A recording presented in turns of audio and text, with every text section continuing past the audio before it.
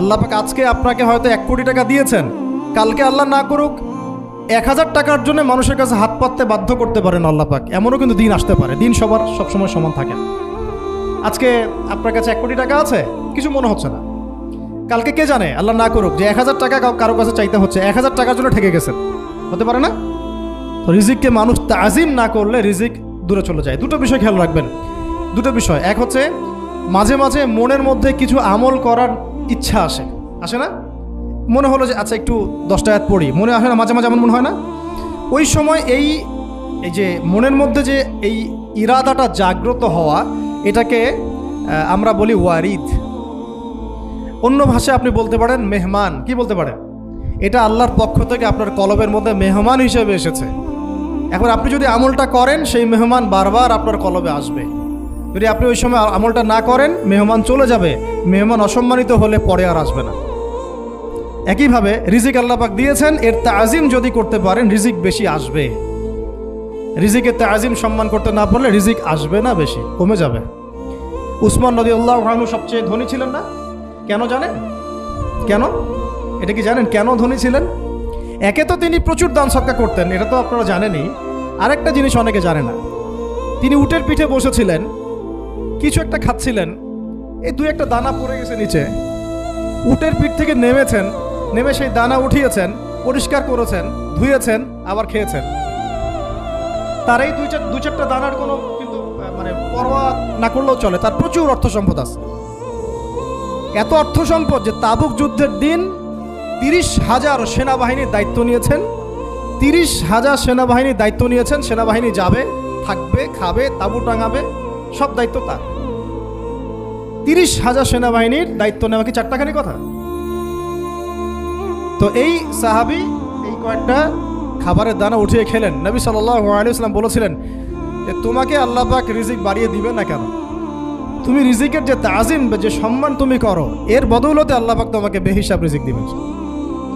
দুইটা বিষয় খেয়াল রাখবো। আমলের মেহমান হৃদয়ের মধ্যে আসলে তাকে ফিরায় না দেওয়া, তাহলে সেই মেহমান কিন্তু আর আসবে না। মেহমানকে মূল্যায়ন করলে মেহমান বারবার আসবে ইনশাআল্লাহ। আর রিজিকের তাজিম না করলে রিজিক কিন্তু আপনার ঘরে বেশি বেশি আসবে না। এমনি তো হারামের যুগ, এমনি সুদের যুগ, এমনি ঘুষের যুগ। অলমোস্ট এভরি ফ্যামিলি সুদখোর এখন, অলমোস্ট এভরি ফ্যামিলি। মেয়েরা স্পেশালি যারা শাশুড়ি টাইপের, আপনারা মাইন্ড করেন না, তাদের সাইকোলজি যে এতই নিচে নেমে গেছে এখন যে আমার মেয়ে জাহান্নামে যায় যাক, হ্যাঁ আমার মেয়ে জাহান্নামে যায় যাক, সমস্যা নাই, দুনিয়াতে সে যেন ভালো থাকে। এটা কেন বললাম? একটা সুদখোরের ঘরে তুলে দিতে সে দ্বিধাবোধ করতেছে না, একটা দুর্নীতিবাজের ঘরে তুলে দিতে দ্বিধাবোধ করতেছে না, একটা ঘুষখোরের ঘরে তুলতে দ্বিধাবোধ করতেছে না, একটা মানে কি বলবো মাদকসেবী, ড্রাগ এডিক্টেড বা এই যে আর কি বলবো ফাসেক, জালেম, এই ধরনের ঘরে উঠাই দিতেও সে দ্বিধাবোধ করছে না। 5তলা বাড়ি চাই আমার মেয়ে 5তলা বাড়ি থেকে সুখে থাকবে। এই যে সুখের ডেফিনেশন এখানে দিয়েছেন আপনারা। এই জন্য কত হাজার হাজার মেয়ের জীবন নষ্ট করে দিয়েছেন আপনারা। আমার কথা মাইন্ড করে না, হাজার হাজার মেয়ের জীবন মায়েরা নষ্ট করে দিয়েছে, শুধুমাত্র মেয়েদের দুনিয়াবি সুখ এর সংজ্ঞাটা বুঝতে ভুল করার কারণে। এর নাম যদি সুখী হইতো তাহলে অমুসলিমরা সুখী না কেন? পশ্চিমারা সুখী না কেন? ওরা আত্মহত্যা করে কেন? এভাবে মেয়েদের জীবন নষ্ট করেছেন। অথচ অল্প যদি হালাল রিজিকও হতো, আল্লাহ পাক তাকে বরকত দিতেন, সুখে থাকতো। তো আল্লাহ পাক আপনাদেরকে রিজিকের মূল্য বোঝার, তাজিম করার তৌফিক দান করেন, আমিন। অনেক ভিতরে চলে যাচ্ছে আমি, সময় আমাদের হাতে আরও শর্ট হয়ে আসতেছে। তো এখানে একটা কথা বলে দিব যে রিজিকের প্রসঙ্গ যেহেতু আসছে, যে হালাল খেতে হবে আমাদেরকে, হারামের দ্বারস্থ হওয়া যাবে না। আপনার স্বামী যদি হারাম খায়, আপনি স্বামীকে বুঝান, তাকে ওই চাকরি ছেড়ে দিতে আপনি উৎসাহিত করেন। আমি আপনাদেরকে একটা অনেস্টির সাথে একটা কথা বলি, যত এই যে প্রশাসনে যত ঘুষখোর আছে, ঠিক আছে, যত দুর্নীতিবাজ আছে, যত মাদকসেবী আছে, মাদকের ব্যবসায়ী আছে, যত সুদখোর আছে, এরা সবাই কেন এই খারাপ কাজগুলো করে জানেন? তার স্ত্রীকে ভালো রাখার জন্যে, তার মাকে ভালো রাখার জন্যে, তার সন্তানদেরকে ভালো রাখার। তাহলে স্ত্রী হিসেবে, সন্তান হিসেবে, মেয়ে হিসেবে আপনি বলবেন যে আমাদের এইসব ভালোর দরকার নাই আব্বু, হে আমার প্রিয় স্বামী, আমার এসব ভালোর দরকার নাই। হে আমার ছেলে, আমার এসব ভালোর দরকার নাই, তুই হালাল পথে থাক, ওইখানে তুই আমাকে ডাল ভাত খাওয়া, আমি খুশি আছি। এভাবে আপনারা তাদেরকে মোটিভেট করেন, দেখবেন সমাজে হারাম কমে গেছে ইনশাআল্লাহ। আর হারাম খাওয়া এই ছেলে মেয়েগুলোও কিন্তু মানুষ হবে না। হারাম খাওয়া যে ছেলে মেয়েগুলো রক্ত মাংস করে উঠছে, এরাও কিন্তু মানুষ হবে না। আল্লাহ পাক আমাদেরকে হালাল খাওয়ার তৌফিক দান করেন, এবং এই হালালের জন্য আপনাদের ভূমিকা অনেক বেশি। আমরা উত্তরবঙ্গ সহ দেশের বিভিন্ন জায়গায় সফর করে যেটা দেখেছি, যত সুদী এনজিও আছে না, এনজিওগুলোর মধ্যে মহিলাদের নামই বেশি, জানেন? মহিলাদের নাম বেশি সুদী এনজিওতে। তো এই দাওয়াতগুলো আমরা মা বোনদেরকে দিতে চাই যে কোনো অবস্থাতে যেন হারাম রিজিকের দিকে আপনারা না ধাবিত হন, এবং রিজিকে তাজিম করেন, পরিবারের মধ্যে হৃদ্যতা ভালোবাসা বজায় রাখেন, একে অপরকে বিশ্বাস, সম্মান এবং শ্রদ্ধা করেন। ইনশাআল্লাহ তাআলা আপনাদের পরিবারও সুখী হবে, রিজিকও সুন্দর হবে, এবং রিজিকে বরকত হবে ইনশাআল্লাহ। এরপরে আমি দু একটা পয়েন্ট নোট করেছি, বলে শেষ করে দিচ্ছি যে এটা স্পেশালি আমি আমাদের ওইসব দিনই বোনদেরকে বলতে চাচ্ছি যে বোনেরা এখনও বিয়ে শাদী করেন নাই। সেটা হচ্ছে যে বিয়ে করার আগেই দিনের বেসিক লেখাপড়া শেষ করেন। এত পাগল হওয়ার দরকার নেই। চরিত্র হেফাজত হচ্ছে না, রোজা রাখেন, ঠিক আছে? দিনই পড়াশোনা আগে শেষ না করে বিয়ে করতে যায় না। বহু আলেমা যারা মাদ্রাসা লাইনের ছাত্রী ছিল, দিনই পড়াশোনা শেষ না করে বিয়ের পিড়িতে বসার কারণে কেরিয়ার ধ্বংস হয়ে গেছে। বিয়ে পরে করেন, আগে পড়াশোনাটা, তুলনামূলক পড়াশোনাটাকে শেষ করে নেন। তুলনামূলক পড়াশোনা শেষ করতে 18 থেকে 20 বছর বেশি লাগে না। যদি আপনি শুরু করেন, একদম 18 থেকে 20 বছর হতে হতে আপনার পড়াশোনা মোটামুটি শেষ হয়ে যাবে। আর যে সাবজেক্টগুলো বললাম আমি, ওইগুলোই বেসিক পড়াশোনা।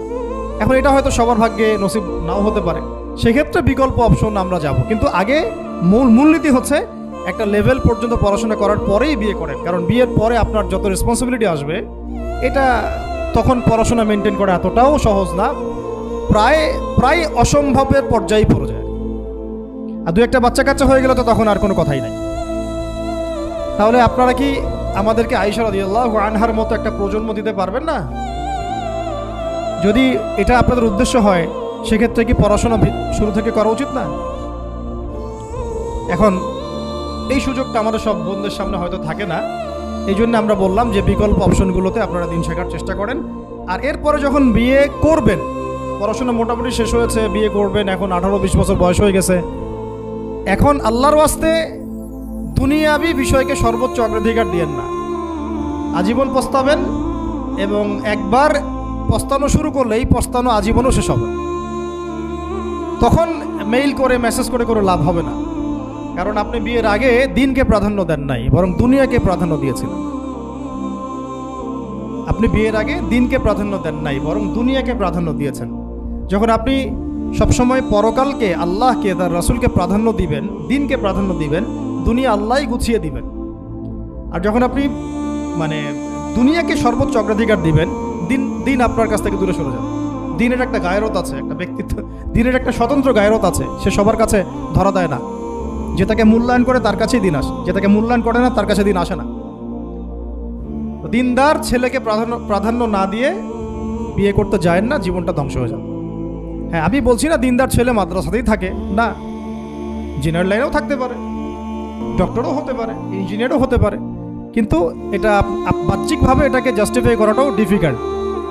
কিছু ক্রাইটেরিয়া দেখে আপনি একটু আন্দাজ করতে পারেন, পুরোপুরি হয়তো কখনোই বুঝতে পারবেন।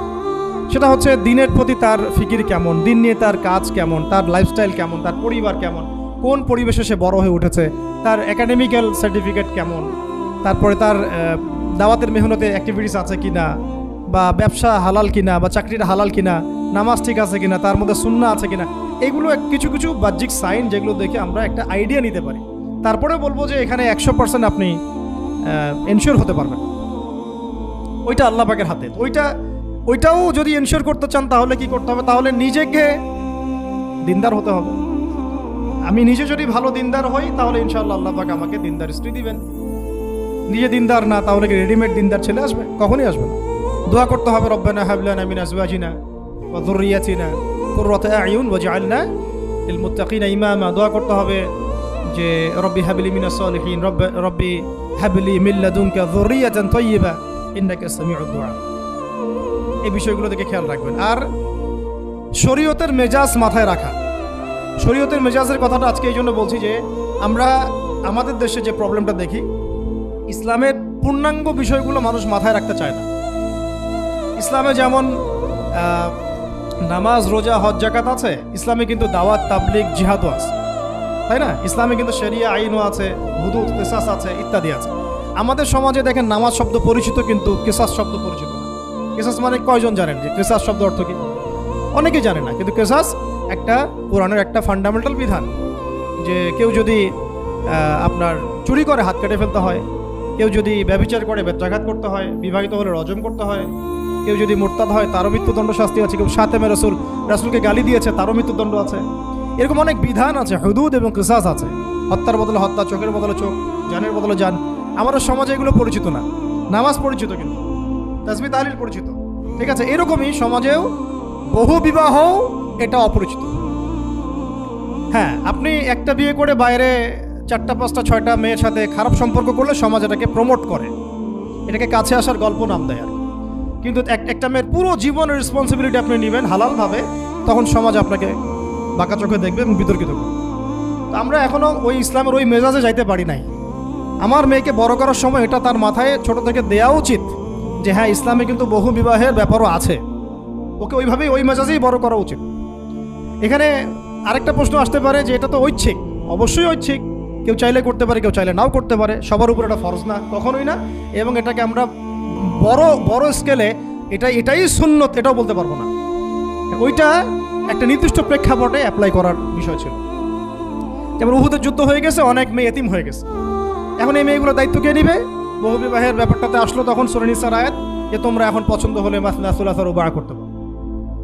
এটা কাউকে ফরজ করা হয় নাই, কারোর উপরে ফরজ করা হয় নাই। যার সামর্থ্য আছে তোমরা করতে পারো, খালাস। ওই মেয়েগুলোর দায়িত্ব নিয়ে নেওয়া হলো রাষ্ট্রীয়ভাবে, এবং তারা সম্ভ্রম পেল, সম্মান পেল, গার্ডিয়ানশিপ পেল, তাদের সমস্ত অধিকার ফিরে পেল। এটা ইসলামের একটা বিধান আছে। একেবারে এটাকে বাদ দিয়ে এটাকে অস্বীকার করা, কুফরি করলে কিন্তু কোরআনের সাথে আপনার কুফরি হয়ে যাবে। আপনার নিজস্ব রুচিবোধ থাকতে পারে যে আমি এটাকে পছন্দ করি না, সেটা আপনার ডিসিশন, এটা কোনো সমস্যার কিছু নেই। এমনকি ইসলাম আপনাদেরকে বলেছে যে মেয়ের অনুমতি ছাড়া তাকে বিয়েও দেওয়া যাবে না। সবার নিজস্ব জায়গা থাকতে পারে, কিন্তু ইসলামের প্রত্যেকটা বিধানকে মাথায় রাখা যে এটা ইসলামের একটা অংশ। না হলে আমরা অনেক সামাজিক সমস্যার সমাধান দিতে পারবো না। বাংলাদেশে এখন 6 লক্ষ মেয়ে আছে যারা এতিম, অবিবাহিতা, বিধবা, আরও বেশি। আমরা রাষ্ট্রীয়ভাবে তাদের কোনো ব্যবস্থা করতে পারবো না, সম্ভব না। এইখানে মেয়েদেরকে, যেহেতু মেয়েদের মধ্যে আমি কথাগুলো বলছি, এই জন্য আমি এই কথাটা টাচ করলাম যে ইসলামের পূর্ণাঙ্গ বিষয়গুলো আমাদের মাথার মধ্যে রাখা, যে আমাদের যেন এমন কোনো বিষয়কে অস্বীকার করে না বসি যেটা আবার আমাকে ঈমান থেকে বের করে দিবে। আমার নিজের আমল না হতে পারে, আমি নিজে সেটা পছন্দ না করতে পারি, বা আমার মতামত থাকতে পারে, সেটা আলাদা ইস্যুস। কিন্তু ইসলামের বিধানগুলোকে আমরা কোনোভাবে যেন ডিনাই করতে না যাই, এটা আমাদের মাথায় রাখতে হবে। আর এটা সমাজের কল্যাণের জন্যই আল্লাহ রাব্বুল আলামিনের পক্ষ থেকে একটা এখতিয়ার দেওয়া হয়েছে। আর দুটা বিষয় বলে শেষ করে দিচ্ছি, সেটা হচ্ছে ওই যে ইলমের কথা বলেছিলাম শুরুতে, এর সাথে আমি আমার ব্যক্তিগত জীবন থেকে বলছি আর 3টা জিনিস ইলমের সাথে খুব বেশি কানেক্টেড, এটা মাথায় রাখবেন। একটা হচ্ছে আদব। একটা কি? আদব। আদব রক্ষা করতে না পারলে ইলম অর্জন করতে পারবেন না। তাই আদব রক্ষা করার জন্য আমাদেরকে ওই জেনারেল লাইনে পড়াশোনার মেজাজটা ত্যাগ করে আসতে হবে। আমরা ওইখানে যে মেজাজে পড়াশোনা করি, ওই মেজাজটা আমাদেরকে একটু কর্পোরেট হতে শেখায়। মানে আমি বেতন দিয়েছি 500 টাকা, আমি 500 টাকার ক্লাস পাইলাম না কেন, তাই না? মেজাজটা এরকম আর কি। অথচ এখানে ওস্তাদের দোয়া নেওয়ার জন্য আমাদেরকে সিরিয়ালে দাঁড়িয়ে থাকতে হবে। এটা হচ্ছে এই প্ল্যাটফর্ম, এটা হচ্ছে ওই অন্য জায়গা। এখানে একজন নবী হয়েও মুসা আলাইহিস সালাম যুগের পর যুগ হাঁটছেন এমন একজন ব্যক্তির সাক্ষাতের জন্য যিনি তার চেয়ে বেশি জ্ঞানী। তার নাম খিদির আলাইহিস সালাম, যিনি তাকে সাথে নিতে চাচ্ছেন না। তিনি বলছেন যে ইন্নাকা লান তাস্তাতিআ মাইয়া সাবরা, তুমি তো আমার সাথে ধৈর্য ধরতে পারবে না। কিন্তু মুসা আলাইহিস সালাম তারপরও চললেন, বারবার প্রশ্ন করলেন, কিন্তু শেষ পর্যন্ত সম্পর্ক কিন্তু নচ্ছেদ হয়ে গেল। মনে আছে কি? হাদিস সূরা কাহফের কথা বলছি। তো এটা হচ্ছে এই ইলমের জায়গাটা এমন একটা ইলমের জায়গা যেখানে আদব রক্ষা না করলে ইলম পাওয়া যাবে না। আরেকটা বিষয় হচ্ছে তাসকিয়া, ইলম অর্জন করে ওস্তাদের কাছ থেকে দোয়া নেওয়া এবং আত্মশুদ্ধি অর্জন করা। মনের মধ্যে কোনো হিংসা না রাখা। আমাদের সবার এখন মনের মধ্যে যে হিংসা দিয়ে ভর্তি, হিংসাগুলোকে ছেড়ে দেন, মন বড় করে ফেলেন, আল্লাহর জন্য ছেড়ে দেন, হিংসা ত্যাগ করেন, গীবত করা বন্ধ করে দেন, অপবাদ দেয়া তো একেবারেই নিষেধ। পরশ্রী কাতরতা ছেড়ে দেন, মনটাকে একদম খালেস করে রাখেন। একদম সাহাবী সম্পর্কে নবীজি বলছেন, এই যে এখন যে সাহাবী ঢুকবে মসজিদে ও জান্নাতি। সবাই আগ্রহ নিয়ে বসে আছে, কে এসে ঢুকলেন জান্নাতি। পরের দিনও সেম কথা, এখন যে ঢুকবে সে জান্নাতি। সেম সাহাবী ঢুকলেন, পরের দিনও সেম কথা, এখন যে ঢুকবে সে জান্নাতি। সেম সাহাবী ঢুকলেন। এবার একজন সাহাবী কৌশল করে তার বাসায় গেলেন, দেখি তো কি আমল করে সে। তো দেখলেন তো রাত্রেবেলা তাহাজ্জুদে উঠতেছে না, এশার নামাজ পড়ে ঘুমায় গেছে, ফজরের নামাজে উঠলো। 3 দিন থাকলেন, 3 দিন সেম। তখন তিনি বললেন, আচ্ছা ভাই, তোমার ব্যাপারে নবীজি এরকম মন্তব্য করেছেন, তোমাকে তো এমন কোনো খাস আমল করতে দেখলাম না। তো তিনি বলছেন, আচ্ছা একটা বিষয় হতে পারে, আমি অত বেশি আমল হয়তো করি না, কিন্তু আমি যখন ঘুমাতে যাই আমি সবাইকে মাফ করে দিয়ে ঘুমাই। মন ফ্রেশ, মনটা থেকে সব বের করে দেওয়া, এটা তাসকিয়া, এটা ইলমের সাথে সম্পৃক্ত। আল্লাহ পাক আমাদের সবাইকে এই বিষয়গুলো বোঝার তৌফিক দান করেন। আর এরপরে আমি বলবো যে সন্তান প্রতিপালনে যত্নশীল হন, কারণ এরপরে তো আমাদের অ্যাসেট তারাই। এবং মেয়েদেরকে আমি বলবো যে আপনারা বেশি বেশি সন্তান নেবেন। কে শিখাইছে একটা বাচ্চা নিতে হবে, 2টা বাচ্চা নিতে হবে? এগুলো বোগাস কথাবার্তা পশ্চিমারা শিখাইছে। আর নবী সাল্লাল্লাহু আলাইহি ওয়াসাল্লাম কি বলেছেন? আমি সেই নারীদেরকে নিয়ে গর্ব করব যেই নারীরা বেশি বেশি সন্তান জন্ম দিতে পারে। আমি আমার উম্মতের সংখ্যা নিয়ে গর্ব করব। হ্যাঁ, সবার ফিজিক্যাল কন্ডিশন এক না হতে পারে, কিন্তু এই মানসিকতাটা ত্যাগ করতে হবে যে আমার একটাই, 2টি সন্তানের বেশি নয়, একটি হলে আরও ভালো হয়। এইসব পশ্চিমা তন্ত্রমন্ত্র বন্ধ করতে হবে। ঠিক আছে, এরপরে বলবো যে মিডিয়া দিয়ে, আচ্ছা, এই সন্তান প্রতিপালনের ক্ষেত্রে একটা কথা বলে দেই যে প্যারেন্টিংয়ের অনেক বই বাজারে বের হয়েছে, প্যারেন্টিং টিপস আছে। এই প্যারেন্টিংটা নিয়ে আলাদা ইনশাল্লাহ একদিন সেশন করবো, এখানে অনেক কথা বলার আছে। সন্তান প্রতিপালন একটা শিল্প, সন্তান প্রতিপালনটা একটা শিল্প, খুব ধৈর্যের কাজ, সবরের কাজ, লেগে থাকার কাজ। সন্তানকে সময় দেয়া, ওর খাবারের দিকে খেয়াল রাখা, ওর মানসিকতার দিকে খেয়াল রাখা, ওর ফিজিক্যাল অ্যাক্টিভিটিস দিকে খেয়াল রাখা, ওর মানে আত্মা দূষিত হয়ে যাচ্ছে কিনা এটা খেয়াল রাখা, ওর ভালো একাডেমিক পরিবেশ নিশ্চিত করা, ভালো ওস্তাদ দেওয়া, ওর সাথে মেশা, ওকে আদর করা, অনেক কিছু আছে। এটা নিয়ে ইনশাল্লাহ আমরা একদিন আরেকটা সেশন করবো ইনশাল্লাহ। সন্তান প্রতিপালনের সাথে আমি বলবো যে প্রচলিত যে মিডিয়াগুলো, এই জি বাংলা, স্টার জলসা, এই যে পিছনে লেখা আছে যে অপসংস্কৃতি, এক কথায় বিজাতীয় অপসংস্কৃতি, এই মিডিয়াগুলো বাসা থেকে বন্ধ করে দেন। একেবারে টেলিভিশনের দরকার নেই বাসা। অনলাইনে আমরাও কিছু ক্ষেত্রে আসলে আমরাও অনলাইনের মধ্যে ডুবে গেছি। আমি নিজেও ফিকির করছি, চেষ্টা করছি এখান থেকে বের হওয়ার জন্য। আপনারাও বের হন, মানে প্র্যাকটিক্যাল জীবনে আসেন। এটা একটা ভার্চুয়াল জগৎ, এখান থেকে আমরা যা দেখি এটা আমাদের মাথার মধ্যে প্রভাব বিস্তার করে। বহু সামাজিক ঘটনা এবং পারিবারিক অঘটন এই ফেসবুক, ইউটিউব থেকে হচ্ছে। এই কন্টেন্টগুলো দেখা আমাদেরকে বন্ধ করতে, বাস্তবতার সাথে এগুলো কোনো সম্পর্ক নেই। আমাদের কিতাব পড়ার অভ্যাস বেশি করে বাড়াতে হবে, ওস্তাদদের সহবতে যাওয়া, আমল করা, কান্নাকাটি করা, দোয়া করা, ইস্তেগফার করা, আল্লাহর সাথে কানেকশন। আল্লাহ পাক আমাদেরকে মিডিয়ার এই রং ঢং বলি আমি, মিডিয়ার এই রং ঢংগুলো ত্যাগ করতে। মিডিয়া একটা কিছু দেখলে আমাকে কেন কিনতে হবে? কেন আমি একটা মিডিয়াতে দেখলাম যে এরকম একটা নতুন অর্নামেন্টস আসছে, আমাকেই কেন কিনতে হবে? কেন আমি ওইটার জন্য আবার বাসায় চাপ দিব? কেন ওইটা আমি আমার পরিবারে ফাসাদ সৃষ্টি করার কারণ হবে? প্রয়োজন নাই। আর আমাদের মানে মাদ্রাসার মেয়েদেরকেও এইসব থেকে দূরে রাখতে হবে, মিডিয়া থেকে দূরে রাখতে হবে। মানে সব মিডিয়া উপকারী না, বরং মিডিয়ার মধ্যে 99%ই ইসলামিক মিডিয়া না। যদি এটা হতো যে সব এর মধ্যে অ্যাটলিস্ট 10% ইসলামিক মিডিয়া, তাহলে বলতাম ওগুলো অ্যাটলিস্ট দেখেন। এখানে কিন্তু সেই সুযোগটাও পাচ্ছেন না। খুব কম মিডিয়া আমাদেরকে প্রকৃত বিষয়টা শেখায় এবং সত্যের কাছাকাছি নিয়ে আসে। বেশিরভাগ মিডিয়াই প্রতারণাপূর্ণ এবং কর্পোরেট সেকশন, এগুলো থেকে আল্লাহ পাক আমাদেরকে দূরে থাকার তৌফিক দান করেন। এবং এই কালচারগুলো ছেড়ে দেন। হিন্দুদের কালচারের সাথে আমাদের কি সম্পর্ক? আমরা মুসলিম, আমরা মুহাম্মদ সাল্লাল্লাহু আলাইহি ওয়াসাল্লামের উম্মত। আমাদের সাথে মুশরিকদের কি সম্পর্ক? আমাদের সাথে ইহুদিদের কি সম্পর্ক? আমাদের সাথে খ্রিস্টানদের কি সম্পর্ক থাকে? আমরা কেন ওদের সংস্কৃতি গ্রহণ করি? কিসের জন্মদিন, কিসের মৃত্যু দিবস, হ্যাঁ, কিসের এসব গায়ে হলুদ, কিসের এসব বউ ভাত, এগুলো কি? এগুলোর সাথে আমাদের কি সম্পর্ক? আমাদের সাথে সম্পর্ক হচ্ছে হিজাবের, সালাতের, তাসবির, সিজদার, জায়নামাজের, আতরের, খুশবুর, মিসওয়াকের। আমাদের সাথে এগুলো সম্পর্ক। আমাদের সাথে সম্পর্ক হিজাবের। আমাদের সাথে সম্পর্ক ইসলামিক ক্যালিগ্রাফির, ইসলামিক। আমাদের সাথে সম্পর্ক কোরআনের, হাদিসের, সিরাতের, লেখাপড়া, ইলমি পরিবেশের, তাসাউফের। এগুলো আমাদের কালচার। তো কালচার খুব ইম্পর্টেন্ট। কালচার থেকে দূরে সরে গেলে আমাদের আকীদা নষ্ট হয়ে যায়। আল্লাহ পাক আমাদেরকে আমাদের কালচার ধরে রাখার তৌফিক দান করেন। আর দুটো কথা হচ্ছে, হিজাবে কঠিন হন, হিজাব একটু কঠোর হয়ে যান।